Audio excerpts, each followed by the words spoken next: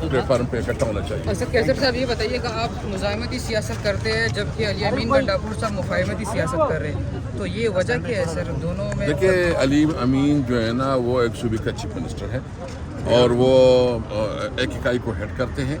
اس کی الگ رسپانسبلٹی اور ہماری الگ ہے. ہمیں پولیٹیکل پارٹی اور پارلیمنٹ میں یہ جو ہمارے ساتھ ظلم ہو گیا ہے, جتنا ہمارے ساتھ جو سیٹیں چھینی گئی ہیں, جس طرح ہمارے خلاف بلیک میلنگ اور جبر اور ریاست تشدد ہوا ہے, اس کے خلاف تو ہم بھرپور طریقے سے جو ہے نا اپنی آواز بھی اٹھائیں گے اور اس کے خلاف باقاعدہ مزاحمت کریں گے, اور مزاحمت کو ہم آرگنائز کر رہے ہیں بھی. سر یہ خان صاحب کی پالیسی, ان کی انسٹرکشن کے اوپر اس طرح پالیسی جو کچھ ہو رہا ہے ہم سارے مشاورت سے کرتے ہیں. سر آپ کہہ رہے ہیں مزاحمت کریں گے اور ایک بھرپور انداز سے کریں گے, کیا مزاحمت کا واقعہ جو ہونا ہے وہ 9 مئی کی طرح کا تو نہیں ہونا؟ دیکھیں سب سے پہلے میں ایک بات رکھ لیتا ہوں, ہماری جدوجہد پرامن ہوگی, قانون اور آئین کے اندر ہوگی, اور اس میں ہم تمام ان پارٹیوں کو اکٹھا کرنے کی کوشش کر رہے ہیں جن کی الیکشن کے اوپر جو ہے نا تحفظات ہیں, اور ہم جو ہے نا اپنی لائر کمیونٹی کو, ہم سول سوسائٹی کو, ہم اسٹوڈنٹ کو, ہم کسانوں کو, سب کو جو ہے نا انشاءاللہ ساتھ لے کے چلیں گے تاکہ ملک میں آئین اور قانون کی حکمرانی ہو. اچھا یہ بتا دیں, کہا جا رہا ہے عید کے بعد لانگ مارچ ہو سکتا ہے, تو ایسی کیا خبریں ہیں؟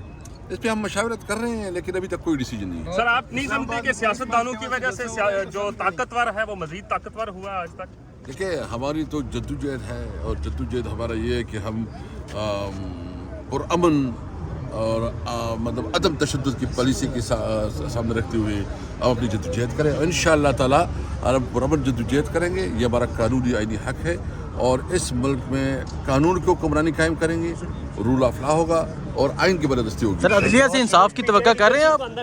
بالکل ہم کر رہے ہیں.